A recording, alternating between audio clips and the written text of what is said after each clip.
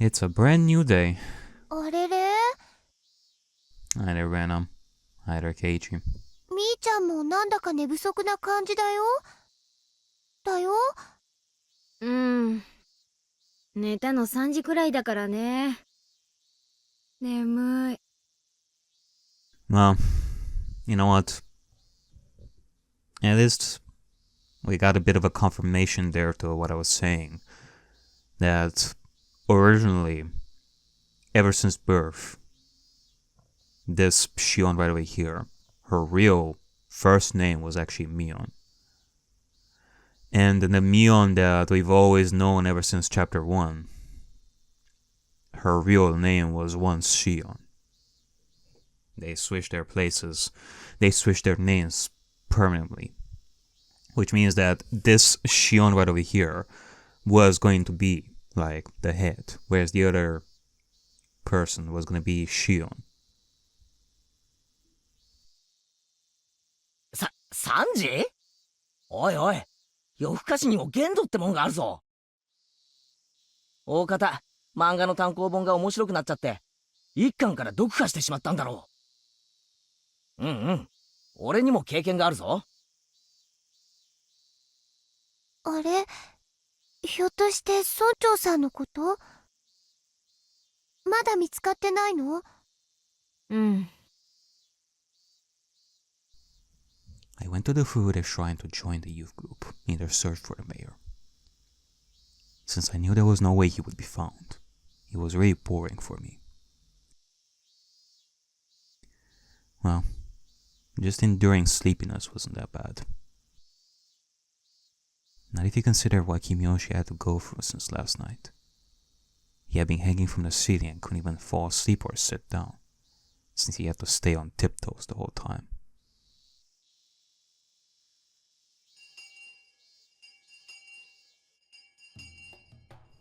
The teacher explained to us that the mayor had gone missing, and asked us if he knew anything. A couple of people said some things, but they were irrelevant. To me, this issue meant nothing, but it was all my classmates were talking about. I observed Keiichi Maebara. I had no idea if any type of danger was drawing close to him. Maybe I'll call him again tonight, pretending to be Shion.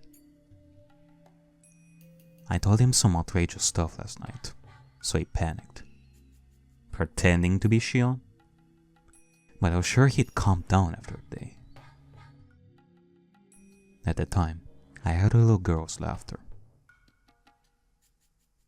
It was Rika Furude, the last survivor of the Furude family, and their current head.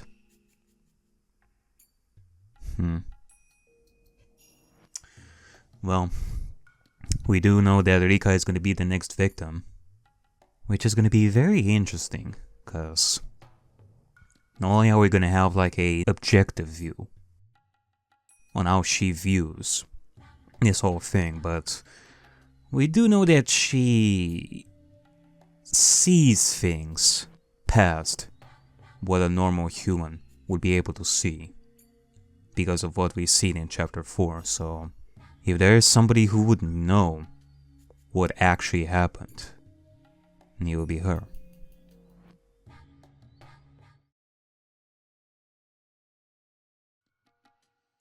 Alright, back from my break, and as I'm resuming this, I am actually reminded of this. Rika has the syringe that we've heard of in chapter 2, which makes me think, not only are we gonna be delving into something that is far away from the Sonozakis, which is definitely something that I needed, but on top of that, we're gonna be seeing where this syringe is coming from, hopefully, or at the very least, we're gonna see what Rika is gonna try to do with the syringe, which is gonna be really, really great.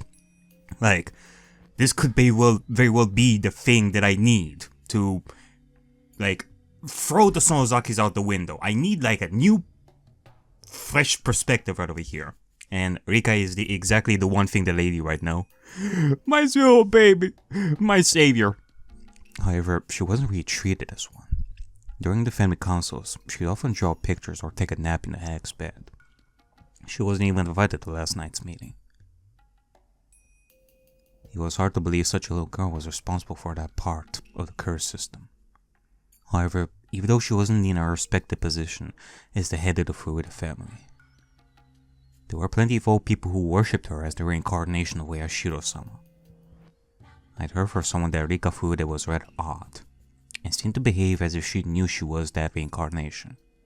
Yeah, also, now that I'm thinking about it, like, remember that time when we found Rika as Keiichi, like outside school, and apparently she had like dirt on her, she was like on the ground, and at that point I was thinking maybe the demons are coming after her, like she was having like a breakdown out there, but why do I get the feeling that Shion is gonna do something here, that like she's gonna confront Rika like in the back of the school, and Rika is gonna get beaten by Shion. Yeah. Now see, that's the one thing that I'm not looking forward to. Maybe Takano-san had told me that at the library when she was alive. When Rika Furuta became worried about something, the elderly people who worshipped her would make arrangements. It was very similar to the Sonzaki family, and it was also the same system as used for the curse. God damn it, this stupid system. I wonder, does Rika Furuta know anything about the deaths of Takano-san and Tomitake-san? What does she think of people sneaking into a ritual storehouse? Does she know who snuck in and what happened to those people? As the one managed into the storehouse, it was possible that she noticed the intruders first. In fact, she was the only one who could have noticed it. She must have passed on that information, which is why the curse was executed. That foolish Keiichi turned the light on when we went into the ritual storehouse. Yeah, that happened too. That light switch could have been connected to some kind of an alarm. Rika Furuta, the leader of the Furuta family. Maybe getting to know her would be a good idea.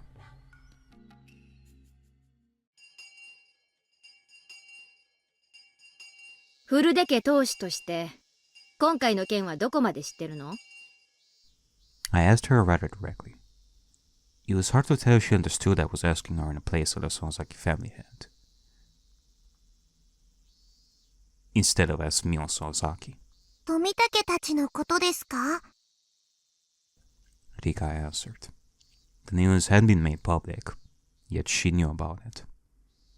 Although she looked immature, perhaps she truly was the head of the Furuta family. お社様のたたりなのですよ。そんなのは分かってるよ。ならまだ終わってないよね。あと2人残っている。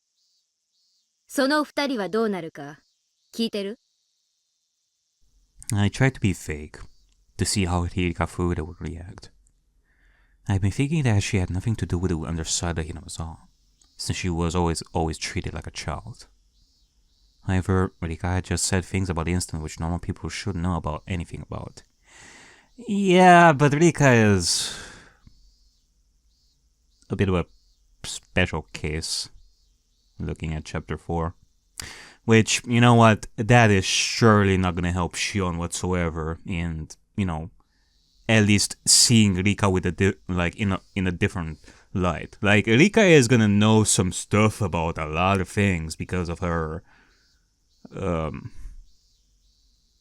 special trait, but as far as Shion is gonna see, Rika is gonna be just as involved in the curse in the Sonozaki as just the rest in her eyes, like the mayor and the hag and all that, so Shion is not gonna like Rika whatsoever. That proves she belonged to an underside's network. 別にどうでもいいと思いますですよ。 She answered the question about Tomitake-san and Takano-san fairly quickly, but took a little longer to answer it this time. Did she have to think about it? Shit. The look on her face never changes. It's impossible to figure out what she's thinking. どうでもいいってことはないでしょ。それじゃあけじめにならないのは分かってる？僕はちゃんと反省したならそれでいいと思いますです。Her response was unexpected, especially after seeing all the old people get so furious last night. To trespass in the ritual storehouse was blasphemy against Oyashiro-sama. The village elders had said those intruders deserved to die. Yet the leader of the Furude family, who protected the sacred storehouse for ritual implements, said that if they felt remorse for it, then that was fine. I recalled how people fought Rika Furude's father during the Tang conflict. Yes, her father was called an opportunist back then. He didn't agree with the Onikafuji guardians, who had resisted violently during the conflict. Like father, like daughter. I aggressively grabbed Rika Furude by the collar. Can you please not be too rough? はあ？何をひよったことを言ってんだか。古出家は先代もあんたもつくづく甘ったるいね。あんたたち古出家が西宮殿がいかに神聖で不可侵な聖域か一番理解してなくちゃならないんだよ。その古出家の仮にも当主が何を甘ったるいことを言ってるわけ。I laughed at myself. I was told the same thing by someone else and was now saying it to Rika. 西宮殿を犯した罪がどれほどの大罪か理解してないわけじゃないんでしょ。西宮殿はお社様の大切な場所なのです。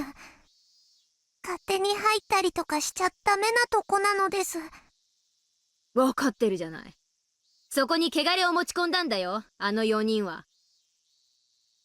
悪い猫さんなのです。にゃー。そうだね、悪い猫だ。2匹は捕まえてお仕置きした。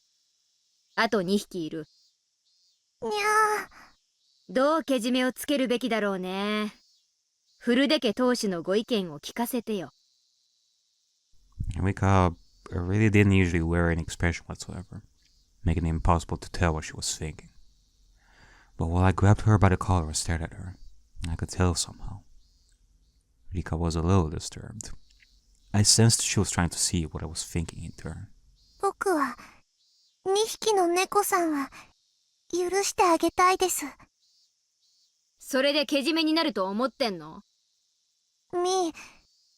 けじめって言葉が僕にはよくわからないです。ああ、いい質問だね。じゃあお勉強しよう。けじめってのはね、罪をあがなうってことなの。罪は残せない。お社様のお怒りを放置することになるんだからね。だから罪の大きさに比例したけじめで罪を清めなければならないの。わかるよね？お社様は別に西宮殿を見られても怒らないのですよ。はあ？あんた何言ってんの？あの中を見ちゃダメなのはあの中に怖い道具がいっぱいあるからなのです。見るときっと怖がる人もいると思いますのです。だから誰にも見せないようにしてあるのですよ。見た人もきっと怖かったと思います。だから反省してると思いますのです。反省してるから許されるって。あんたが決めることじゃないでしょ。そりゃお社様が決めること。僕はお社様の巫女ですよ。そんなことは知ってるよ。じゃあ何さ、あんたはお社様に怒ってませんよって直接声を聞いて確認したとでも言うわけ。Rika nodded yes without hesitation. I cannot believe the lie she's coming up with. I'm not surprised. I'm shocked. あんたら古出家がそんなざまだから、あんたの両親は一昨年のたたりで死んじゃったんだよ。お社様に仕える資格がないとお怒りを受けてね。それであんたの父親をたたり殺したんだよ。お社様はそんなことしないのです。お父様はお社様のたたりで死んだんじゃないのです。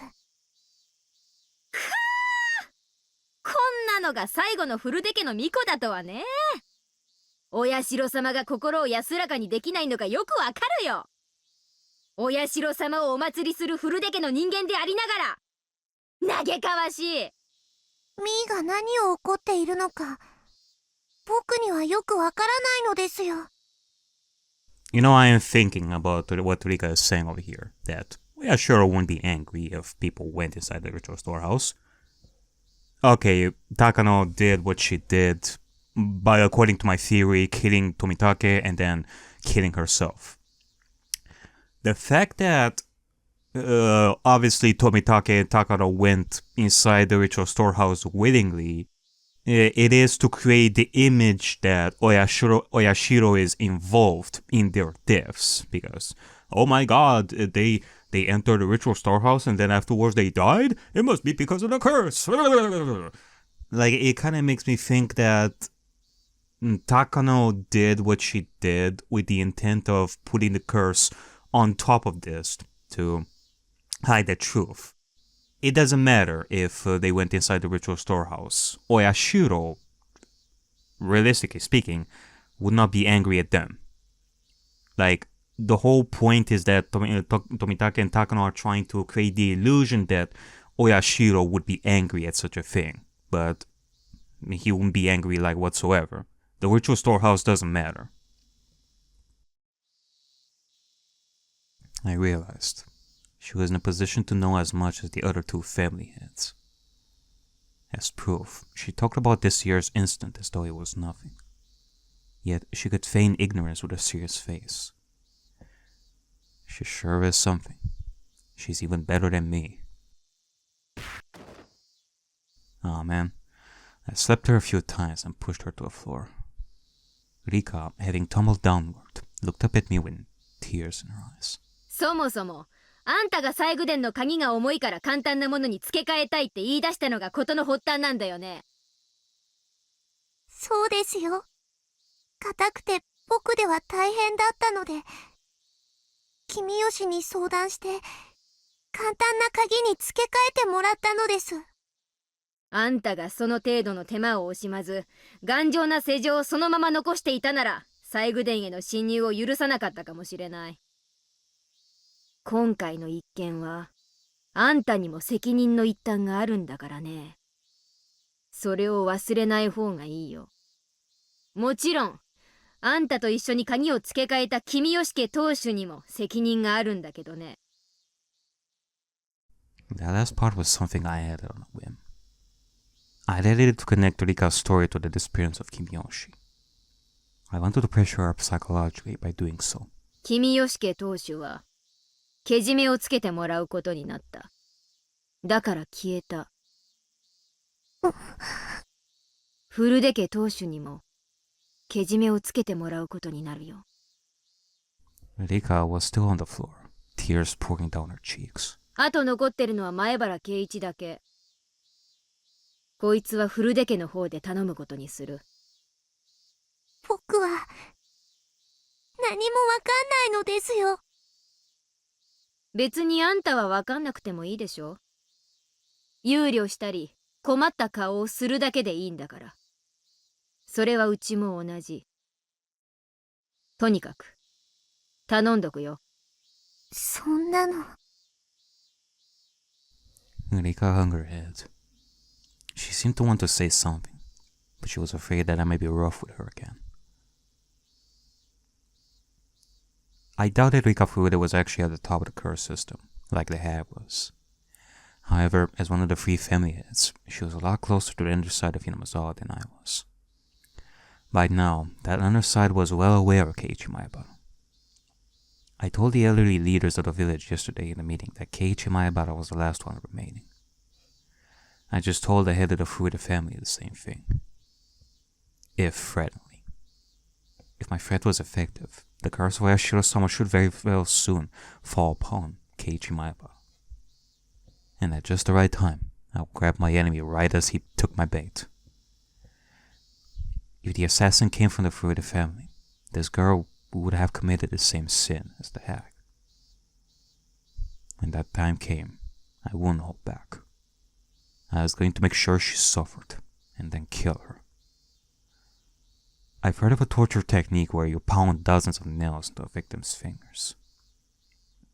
I already found a restraining table and the tools for it. When the time comes, I'll pound nails into your fingers. That gruesome anticipation radiated from my eyes and scared Rika even further.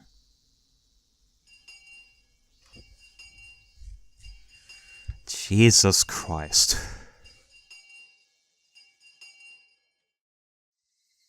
And then the conversation with Keiichi happened. I wonder how Kimiyoshi's doing.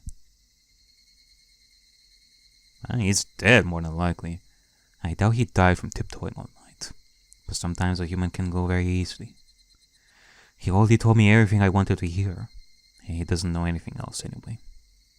On top of that, he was responsible for spreading the infection that was the curse system of Oyashiro-sama. His sins are very heavy. I really liked Uncle Kimiyoshi. He had always been kind. Dad was so tough on her relatives, and that's why he was extra nice to me.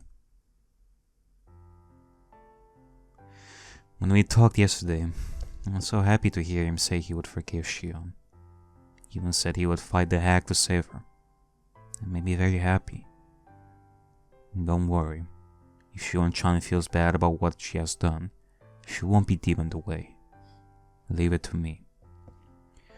I felt such warmth inside of me. I almost shivered.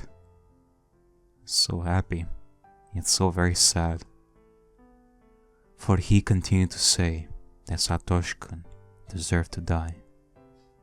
He said those nice things because he wanted to make Mion happy, since she was worried about Shion. Satoshi-kun deserved to die because he was a member of the cursed Hojo family, but Shion-chan of the Sonozaki family did not. And that's what he meant. In other words, to the leaders of the village, including Kimiyoshi, members of the Hojo family are more contemptible than insects. They didn't care if they lived or died. Their sin was not only that they despised the Hojo family so, but also that they let that hatred infect the rest of the village. Therefore, everyone in the village deserved to be a victim of the curse of Oyashiro-sama. Kimiyoshi and the others created an environment that excused murder in that name. If that was so, if Takano-san and Tomitake-san hadn't committed the serious crime of trespassing in the ritual storehouse, then hello there. Then Satoko Hojo, the last survivor of the Hojo family, and Teppei Hojo, who has been hiding in Okinomiya, might have been the victims. Huh.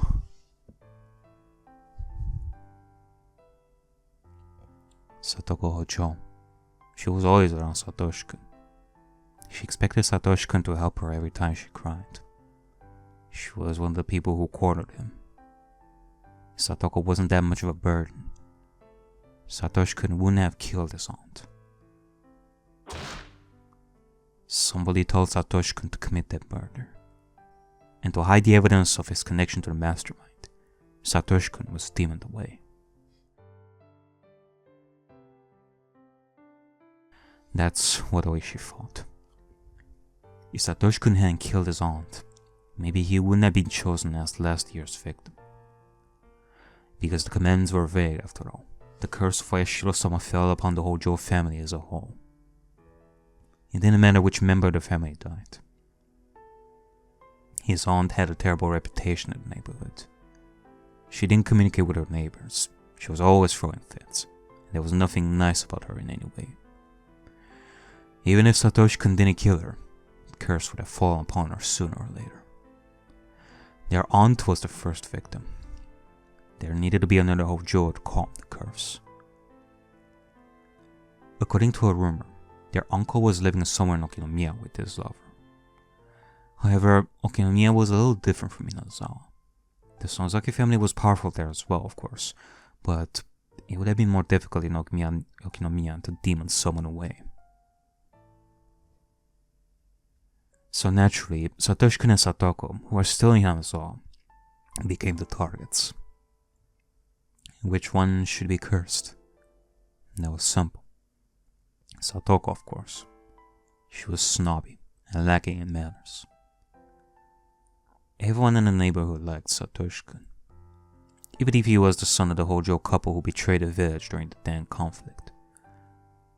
Compared to Satoko, he didn't deserve to die.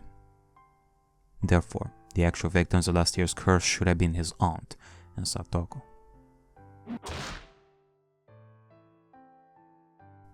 Satoshi-kun was suddenly all alone. His mean aunt and mean uncle were gone. His sister, who was a burden to him all his life, was gone too. Satoshi-kun was such a nice person. He would be sad, although he'd realize he was finally free. But time would heal him. I'd even help.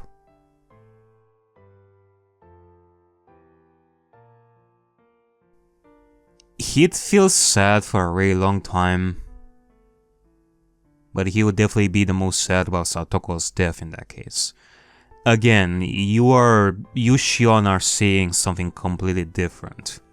Like, you think of it as the truth, but no. You still refuse to understand truly what Satoshi would truly feel here. He's never gonna feel free because Satoko is not there. In fact, he would have become the most chained even after the aunt died. I mean, not to mention that Teppei would still be alive and might have eventually come back, but excluding him, he definitely would have felt like grief, and he would have been chained to the past because of Satoko's death. He didn't have to live in this house in Hinamizawa. There were plenty of empty rooms in the apartment block where I lived. I could find him a part-time job too. He didn't need to go to school in Hinamizawa. He could go to school with me in Okinomiya instead. He wouldn't know his way around, or really anything about the school there. So I'd be with Satoshi-kun all the time. And I'd show him a shortcut to school. I'd go shopping, and I'd teach him many different things. What an unbelievably happy ending. For you, that is. Satoshi-kun had been suffering so much, and I'd been pushed away all my life. But we would finally be happy. I enjoyed these sweet delusions, but I didn't have any more time to waste. I was sure there were plenty of old people who had been trying to get a hold of Ori all morning, and who were going to try to catch me after I got home from school. Actually, the phone had been ringing constantly while I enjoyed my happy thoughts. When I answered the phone, I casually listened and replied. As I planned, Keiichi Maebara is now known as the next curse victim within the underside of Hinamizawa. I also tried to let them know that the disappearance of the village chief had something to do with the fact that he changed the lock on the ritual storehouse's door. All the authorities in the underside came to realize the seriousness of trespassing at the storehouse. After all, one of the heads of the three families got punished. One of the phone calls was from Oishi. He had also heard about Kimiyoshi's disappearance, and he knew it had something to do with the changing of the lock. I am impressed. He has some pretty good sources, but all he can do is catch whatever information he can get. There was no way for him to find out where it's coming from.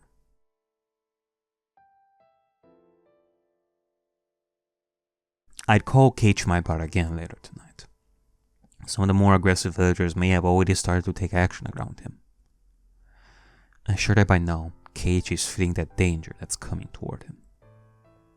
I have to be careful that he doesn't get killed easily. If I can catch the enemy before they bit Keiichi, I can use him again as bait. Keiichi Maebara. I haven't known him for that long. He is funny, if not intelligent. He'll never replace Satoshi-kun, but I do think he's fun to be around. And there's just one thing I don't like about him. That he is not Satoshi. He rubs my head far too often. His hand is as warm as Satoshi-kun's hand, which is why I can't stand it. But that's about it.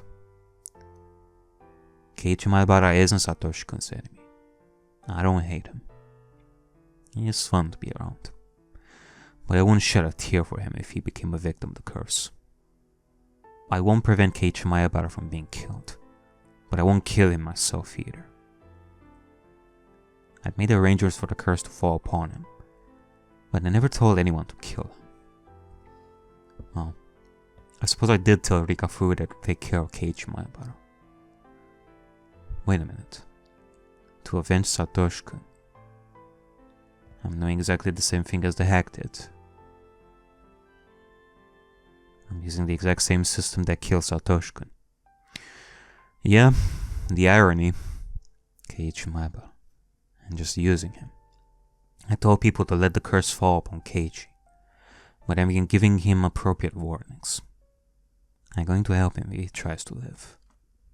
If I catch all my enemies, maybe I'll let him loose. He's different from Satoshi-kun. Satoshi-kun was tricked into killing his aunt, and was killed himself afterwards, so there wouldn't be any evidence remaining. I won't kill Keiichi Maebara. That's how I'm different from the hag.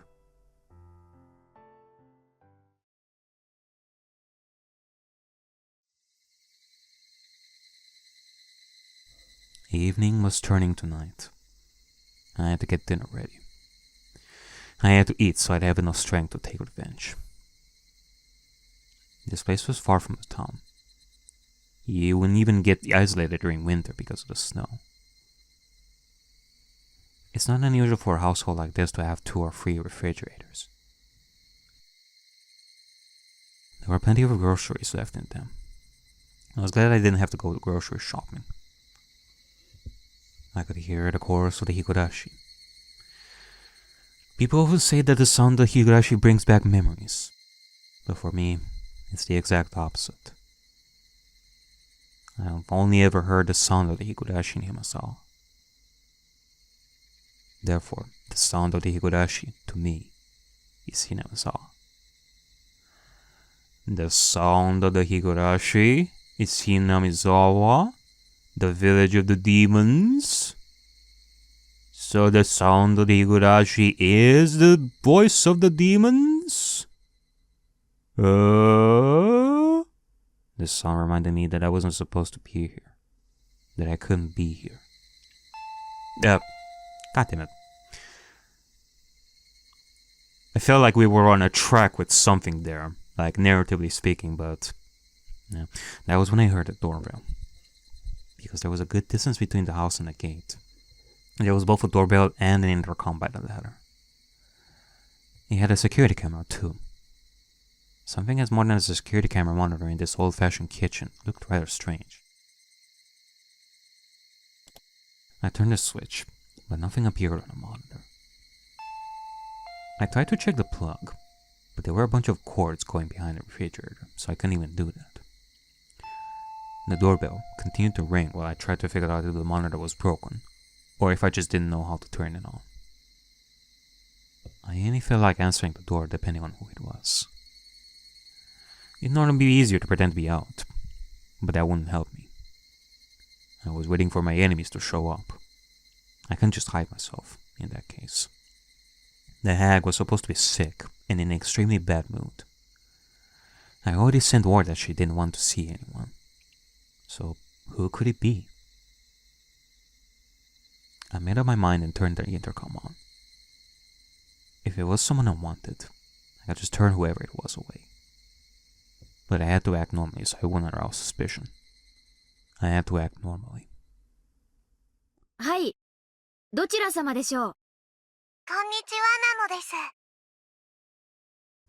She didn't tell me her name, but I recognized her voice. リカちゃんか。どうしたの？こんな時間に。実は、お醤油を分けてもらいに来たのですよ。Soy sauce. I almost screamed, but I controlled myself. I took a moment to think about the situation.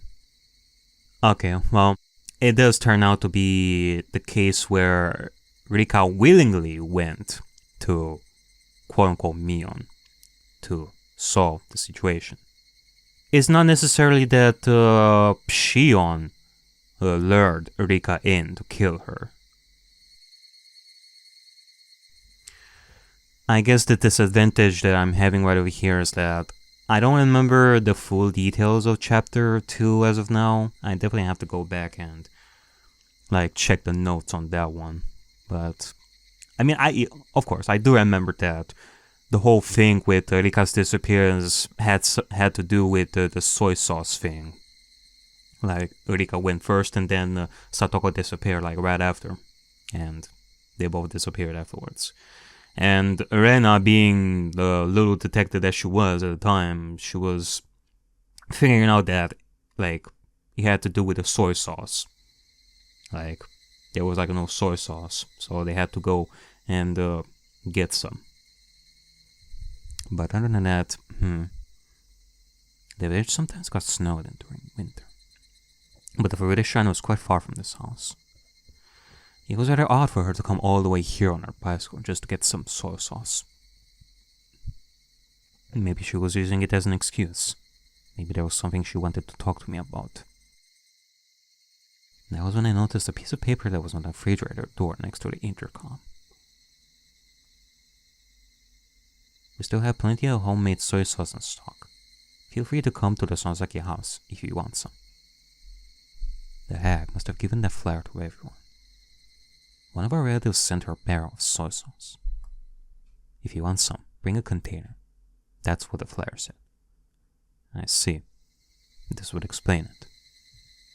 There was a handwritten note on the bottom of the flyer. The soy sauce is in the storage area under the floor. Give them as much as they want. There was a storage area beneath the floor. When I opened it, I saw a barrel of soy sauce, alongside a funnel and a ladle. I didn't want Rika to notice anything suspicious at this point. I decided to share the soy sauce with her. Okay, so while I did say that I don't remember all the details, I feel like at the point we, me and or even the characters, we were theorizing that the soy sauce thing was planted all along to lure Rika. But no. It may very well be that Rika used the soy sauce thing as an excuse to hide Rika's true intent of going here. She's using this whole excuse of going to grab some soy sauce from the quote-unquote Mion to go and confront her. It's not necessarily that Shion used the soy sauce thing to lure Rika. It's the opposite way around. Rika used the soy sauce as an opportunity. いいよ。 Especially more for Satoko's sake, more than likely. I don't think that she would use that excuse for anybody else. She had to tell Satoko, hey, I'm definitely gonna need some soy sauce. I think I'm gonna go to Mia since she said that she has plenty of soy sauce. 入れるものは持ってきてるの？お醤油の瓶を持ってきましたのです。オッケー。勝手に入ってきていいよ。玄関で待ってる。As I headed there, I heard the doorbell ring again. みー、内側から閉まってて、門が入れないのですよ。Me. ああ、そうだった。ごめん。今開けに行くよ。待ってて。People didn't pay much attention to safety around here in Hinamizawa. People didn't think too much about locking the doors. But as someone who has lived in a town, I've always locked everything. To let Rika Fugure in, I have to go outside. こんばんはなのですよ。Hello, little one. こんばんは。Rika smiled at me.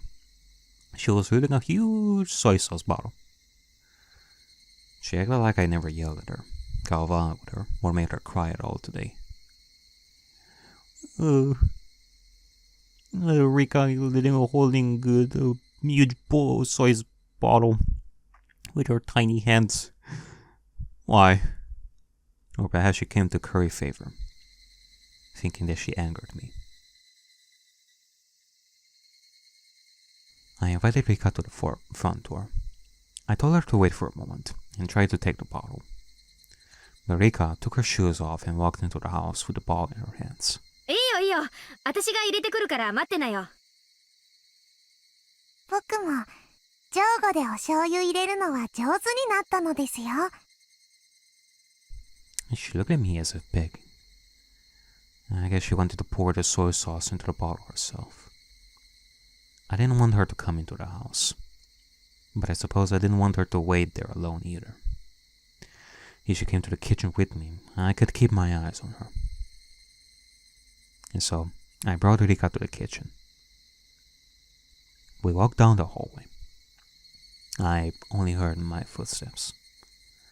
I stopped suddenly and turned around to make sure Rika was following me. Rika bumped into me. ああ、ごめんごめん。I made sure she was right behind me and started to walk again. Tap, tap, tap, tap, tap. Tip, tip, tip. Tap, tap, tip, tip. Rika must be having fun matching her footsteps to mine. Even when I quickly sped up, our footsteps matched perfectly. Tap, tap, tap, tap. What the fuck? I stopped suddenly. Tip, tip, tip. Tip. One extra footstep. Rika stopped suddenly too, after taking an extra step. When I turned around, Rika smiled at me. Our footsteps matched perfectly, and when I stopped suddenly, I heard her extra step. I had experienced such footsteps before. It was making me feel uncomfortable. But now, although her footsteps sounded the same as the other ones I'd experienced, I saw her when I turned around.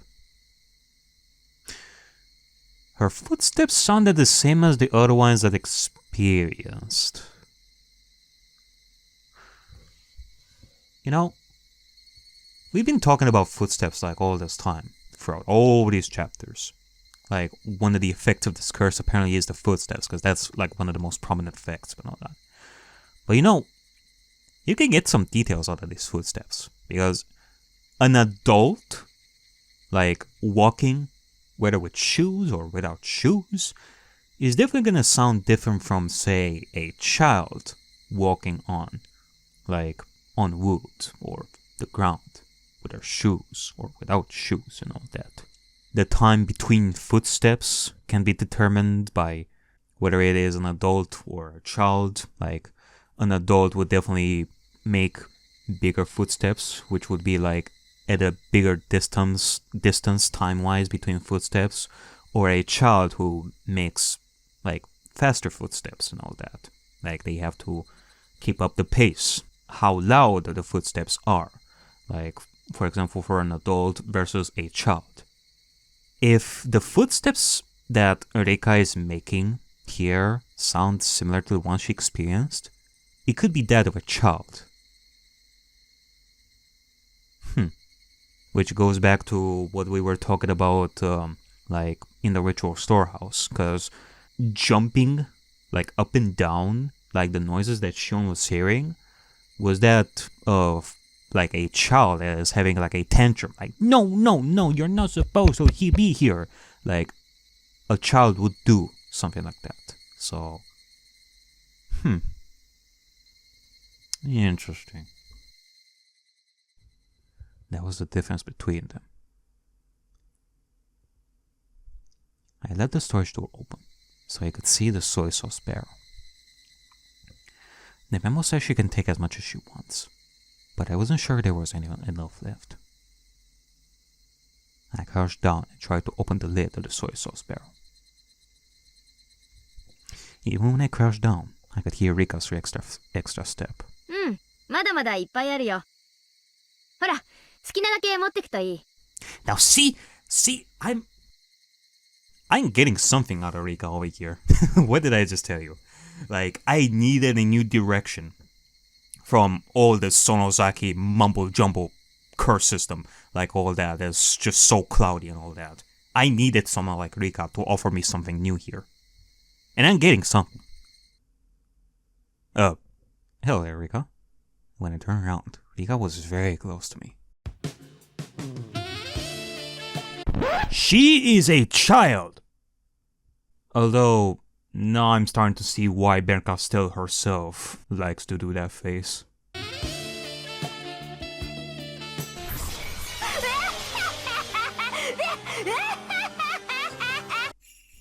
What? Huh? Who was this? I saw Rika, but it wasn't Rika at all. He was like when I switched with my sister. The outside was the same, but inside was different. Did Rika have a twin sister? I was confused for a moment. And that was when Rika sprayed something from a small bottle into my eyes. Oh.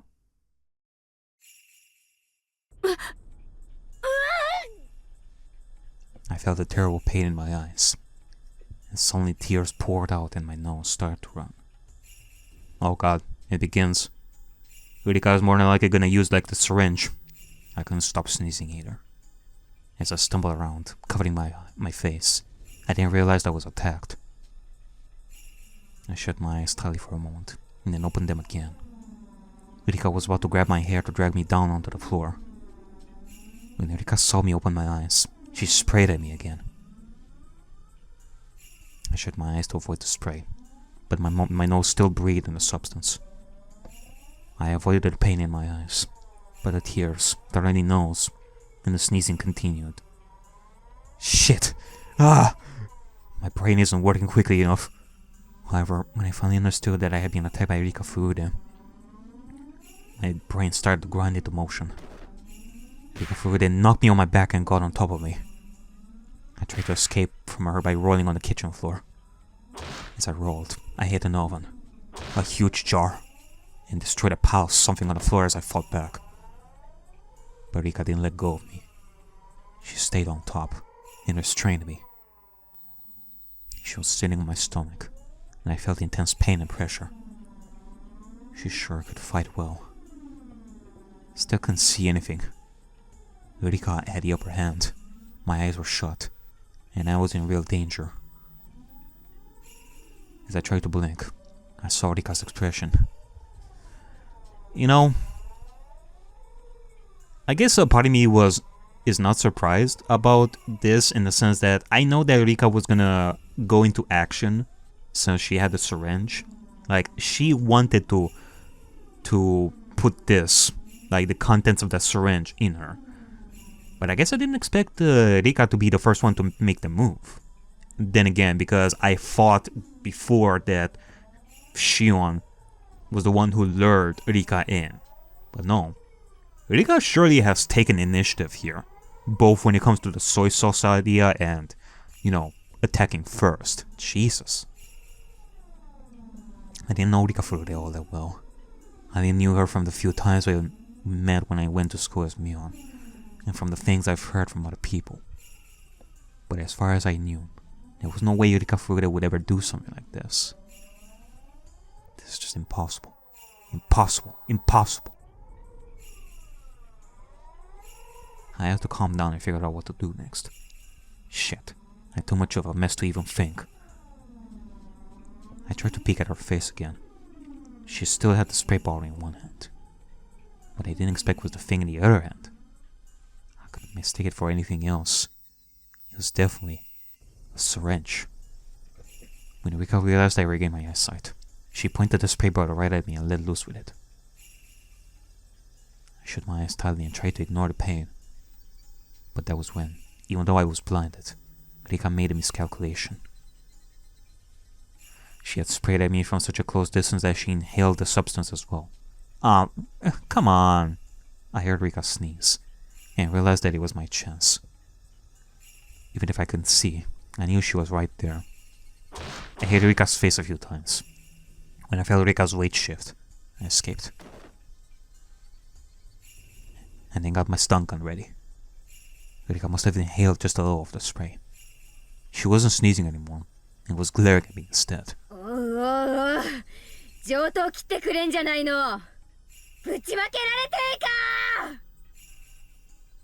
Rika's expression didn't change, but I was sure she was disappointed that her surprise attack was a failure. Rika flinched just a little, but she was still holding the spray bottle and aiming at my eyes. She was trying to use the spray first, and then give me the shot. I didn't know what was in that syringe, but it was a clear liquid. It had to be something bad. She wanted to take my eyesight, get on top of me, and then give me the shot. If whatever was in the syringe took a while to take effect, I might have the chance to fight back and seriously injure Rika. But Rika's surprise attack told me that just being injected was more than enough. In other words, whatever the effect, it would start to work immediately. Therefore, I wouldn't be able to fight back against her.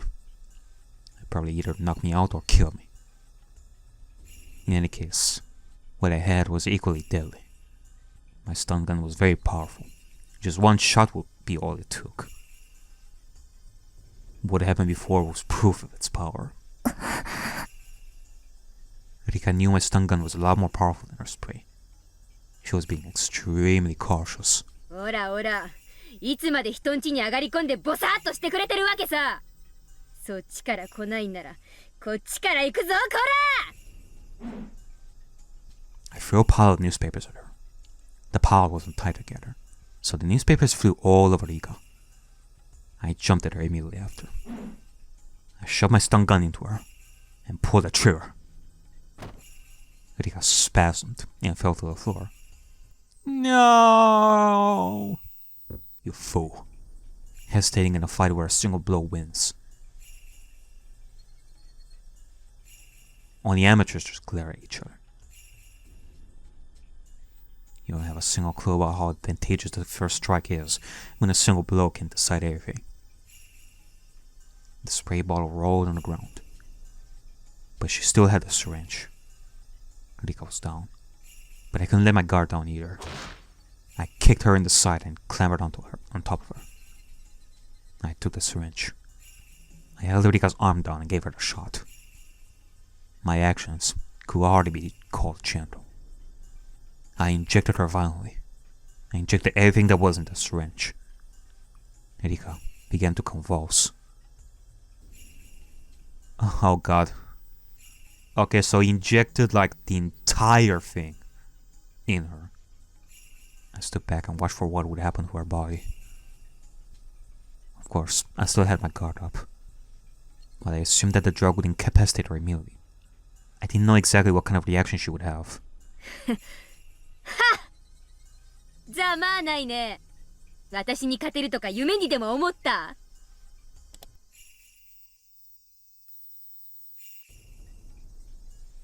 なめんじゃねえや! After a few more convulsions, Rika steadily got to her feet. That's ridiculous. How can she even stand? Oh god, don't tell me that this is an overdose. This could very well be an overdose case. I looked at my stun gun. Damn it. The power was in the lowest setting. Maybe it had been adjusted when we were rolling around on the floor. I changed the setting to a maximum. Rika turned pale and started sweating all over. I didn't know its exact effects, but if Rika had given me the shot, I'd be the one experiencing her symptoms. She looked really sick, so obviously she must have been feeling awful too. She couldn't even focus. She was very wobbly, and had her hand on the wall. She lost her balance, and it must have been hard for her to even stand. She didn't look so brave anymore. Rika wobbled some more and moaned as if she was about to throw up.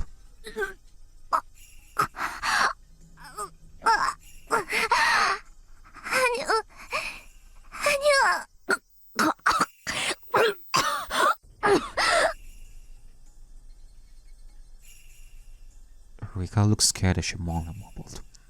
But at the same time, she looked kind of funny too. Suddenly, she hadn't even dreamed she'd be getting shot herself. As the man sows, so shall he reap. That's what you get. 実に滑稽だね。笑えるよ。でも吐くときは勘弁ね。お手洗いで吐いてちょうだいよ。あんたがあとどのくらいでくたばるのか見物するのも楽しいよ。ああ、でもそれじゃあ拷問する楽しみがなくなるね。私さ、あんたにはあの釘台を使ってやろうとずっと心に決めてたんだよね。あんたが自分の薬でゲロを吐きながらそれで窒息して死ぬのが早いか、両手十指に釘をたらふく食らって痛みで行くのが早いか、ぜひ見てみたいもんだね。よし決めた。そうしようかね。じゃあ会場移そうか。楽しい楽しい地下祭具殿にね。場所を移すためにちょいと眠っててもらうよ。I walked up to Rika, my stun gun making popping sounds.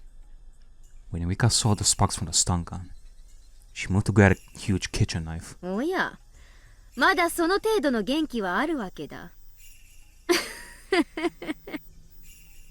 そうでなくちゃ面白くないよ。あんたにはいろいろ聞きたいことがあるしね。無駄に抵抗しない方がいろいろと辛くないよ。もっとも抵抗しなくても辛い目に遭うだろうけど。残念だけど、あんたの誘いは断るわ。この拷問狂が。What she said wasn't anything I expect to hear from the Rika I knew. Ah, great. You activated Bencastel mode. But I didn't hesitate. I had the advantage, so I didn't need to worry.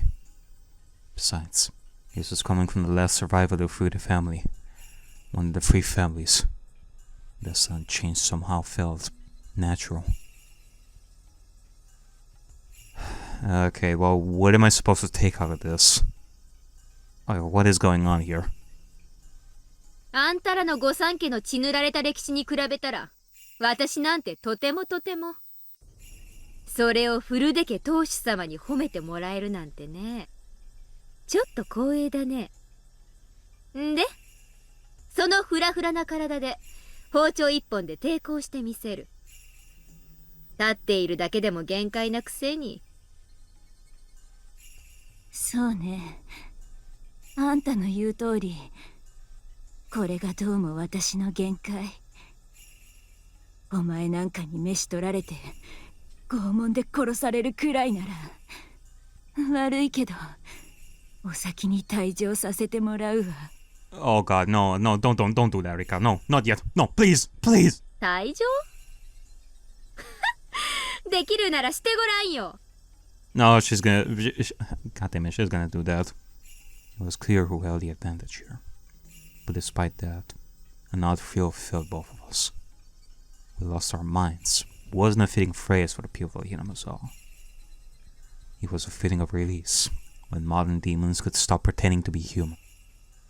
Yes, this was a mad banquet of demons, with a savoring of blood and a devouring of flesh. Attended by the head of the Fuda family and the head of the Sonozaki family, the old families whose blood is closest to the madness of the demons. I stood in front of the hallway so as to block every escape route. The windows had grates and the door had a safety chain on it. If she turned around, I'd hit her with my stun gun.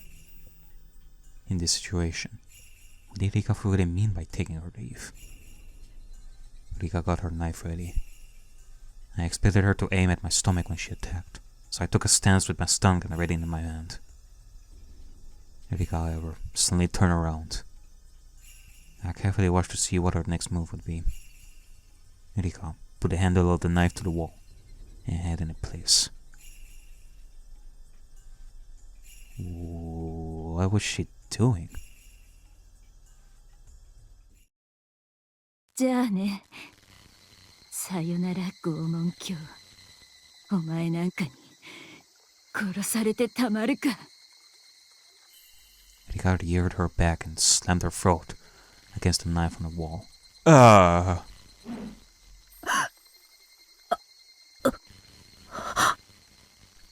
Her blood splattered all over. Rika bent backwards repeatedly and let the knife slash at her throat. Again and again. Her neck and chest were dyed red. But her blood wasn't dark. It was so bright. I must have been confused, but it looked pretty.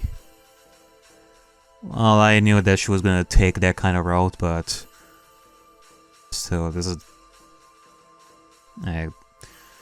is quite disturbing, that's for sure. The way she's doing it, after doing this several times. Rika turned around.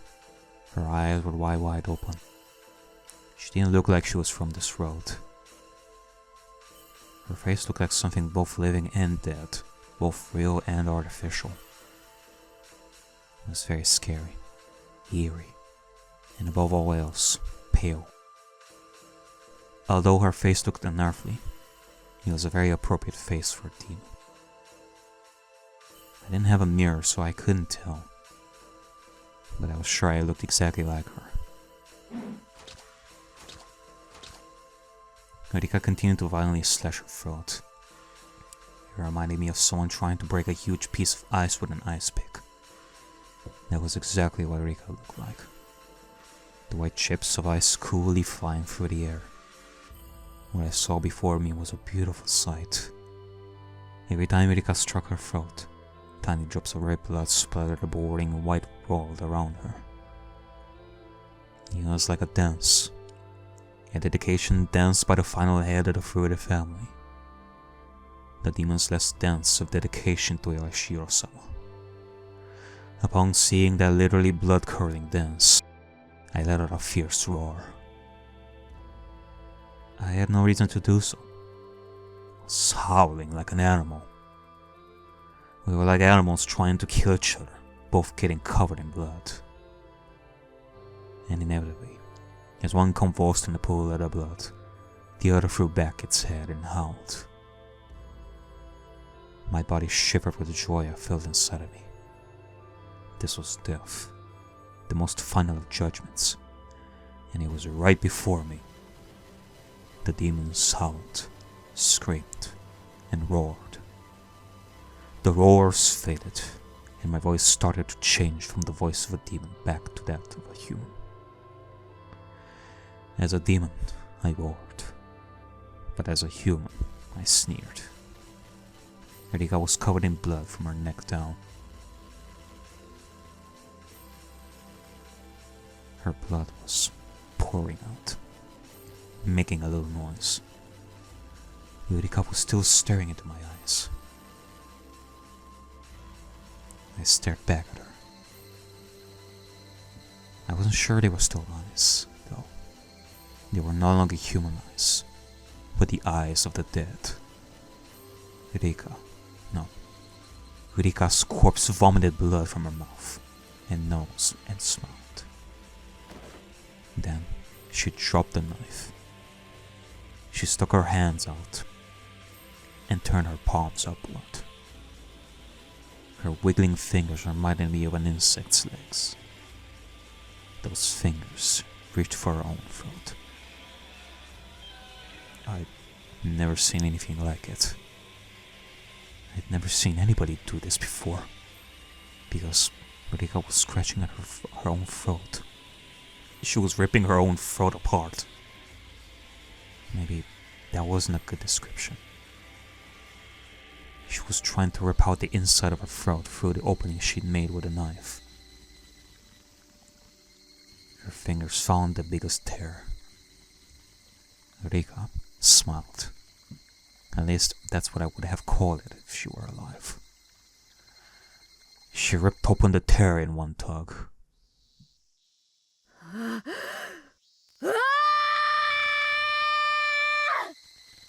Upon hearing my scream, Rika died and fell on her face into the pool of blood. That was it. She She didn't get up again to show me her throat. Stepped back from Rika Furuda's body and bumped into the wall in the hallway. I roared again in admiration of the ritual dance of dedication to the head of the Furuda family. Joy ran through my body, and my blood rushed through my veins. 勝った勝ったぞ私は勝った打ち勝った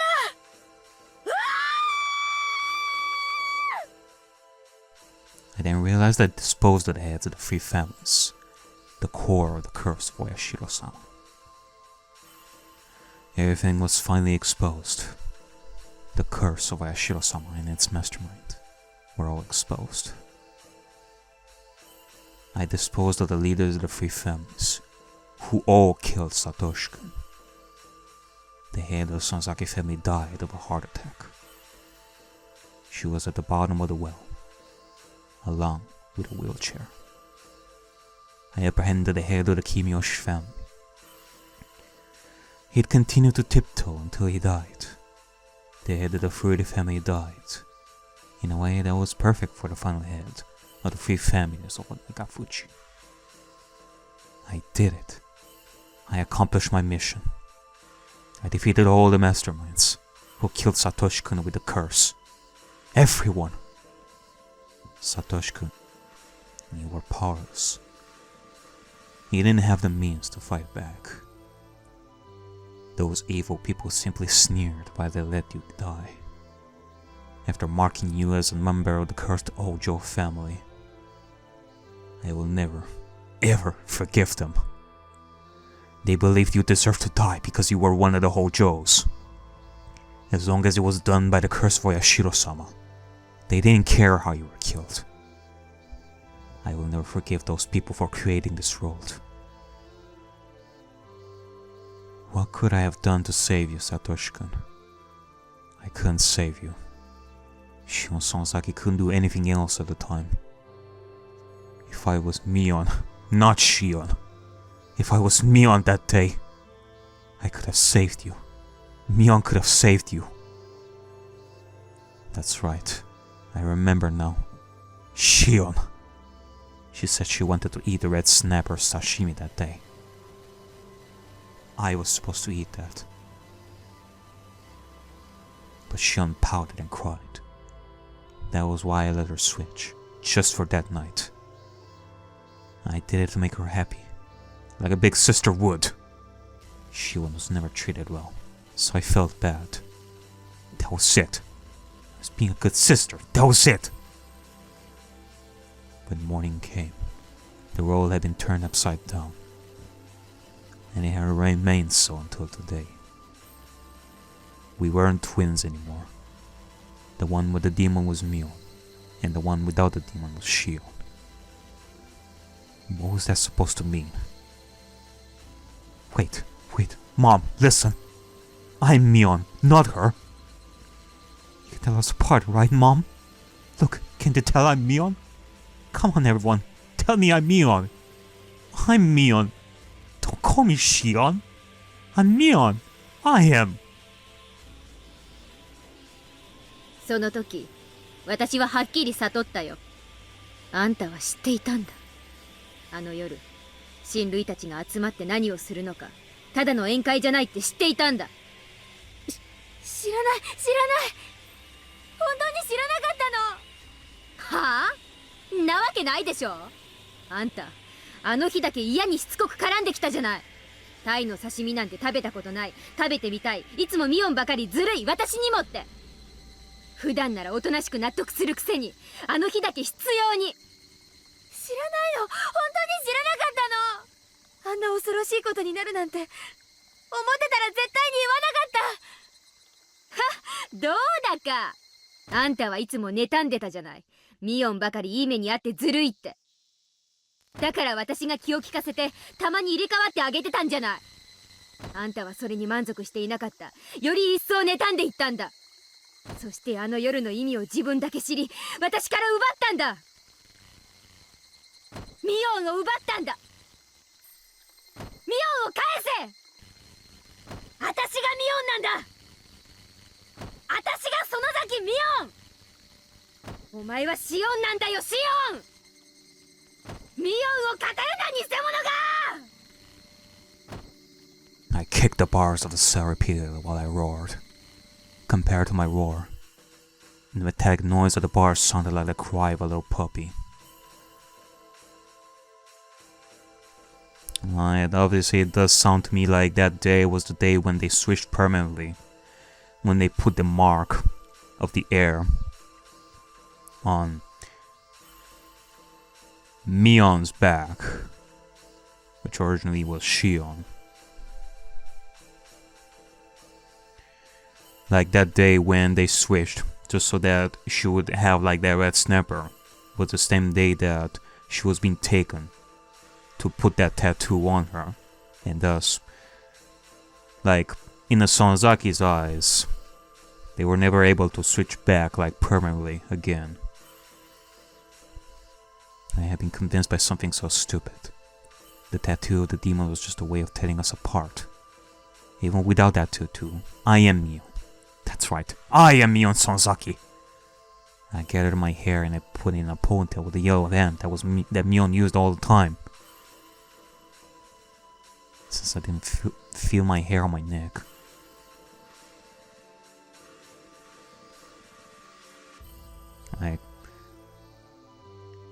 Like if she didn't say that she wanted red snapper that day, our Shion right over here would have been Mion.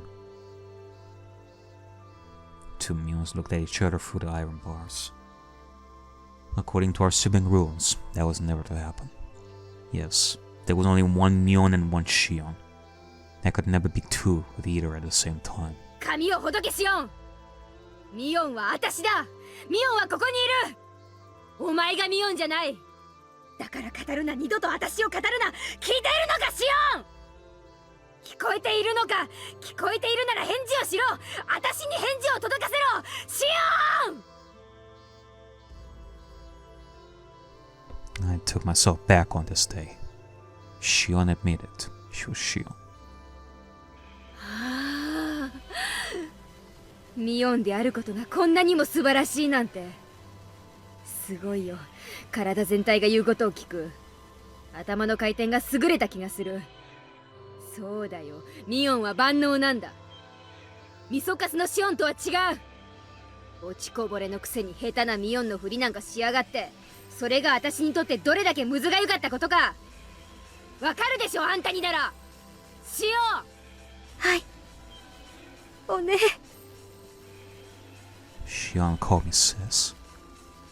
And so, I was Mion. Ah! The demon who had been asleep deep inside of me was finally allowed to wake up. And I guess this explains that night in chapter 2 with Keiichi. That is why, when I was thinking that they switched places, like, the Shion that was inside the cell still called the other one Mion, when realistically if they were to switch like all that, why would that person inside the cell who called her Mion when the one inside the prison was Mion in our eyes? But now they are accepting the switch up again. This Mion in our cell that we knew all this time, she is accepting back the Shion that she once was when she was little. The demon roared, and my whole body shared to express its joy. シオン、あんたには罪がある。あんたは今までミオンだった。園崎家の鬼を継ぐミオンという強い立場がありながら、サトシ君を救わなかった、救おうとしなかった。サトシ君を救うための100億の瞬間があったはずなのに、あんたはその全てを見殺しにすることを選んだんだ。私は許さない、お前を許さない。お前が私だったらサトシ君を救えていたのに。お前が私を奪いサトシ君を殺したことを私は絶対に許さない。 Shion was shaking on the other side of the bars. 私はお前を殺すだろう。絶対に殺す。お前を一番残酷に殺す方法が何なのか、今日から毎日考えて過ごしてやる。シオンは私がそれを思いつくまでのわずかな日々を、いつ殺されるのかどう殺されるのかに怯えながら過ごすがいい。簡単には殺さない。むごたらしく殺す。殺した後はサトシ君と同じ井戸に放り投げてやる。そしてサトシ君にあの世で謝ってこい。それが私を語り続けてきた答えの報いだ。報い、報い、お前の罪。あ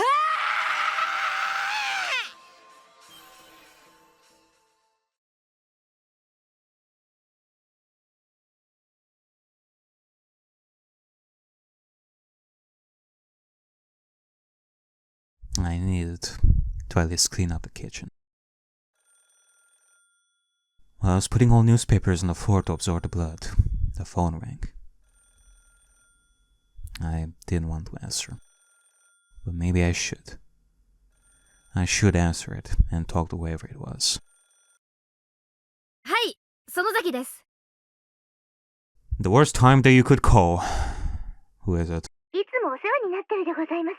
北条と申しますですわ。Ah, fuck. I completely forgot that Sotoko was a part of the equation too. Oh boy. Like at this point, I'm getting physically, like, and emotionally, like, tired out after all that, which understandably so, after what we've seen. But yeah, the night is long today as well. I was surprised to hear the old Joe name, but I realized right away that it was Satoko. あ、さとこ？どうしたの？夜分遅くに申し訳ありませんわね。うちのリカがお邪魔してませんこと？ Ah, yes. Ever since Satoko Hojo was abandoned, she had been living with Rika Furude. Of course she'd get suspicious that Rika hadn't returned yet. あ、来てるよ。あら、まだお邪魔してますの？もう夕飯の時間ですのに。ねえさとこ、実はね、今日さ、ちょいとおかずを作りすぎちゃってね。リカちゃんにも夕食を振る舞ってるんだよ。そうなんでございますの？さとこも来なよ。さとこの分もあるからさ。リカちゃんはもう食べてるよ。もうリカったら。わかりましたわ。ちょっと片付けをしてから参りますわね。では、ごめんあそばせ。うん。待ってるからね。じゃ。No! Click.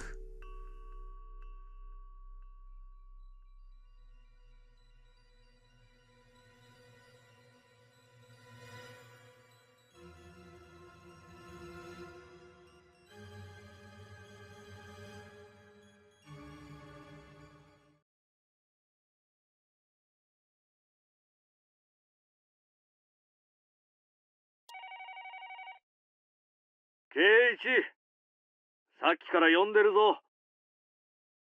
電話だ。園崎さんから。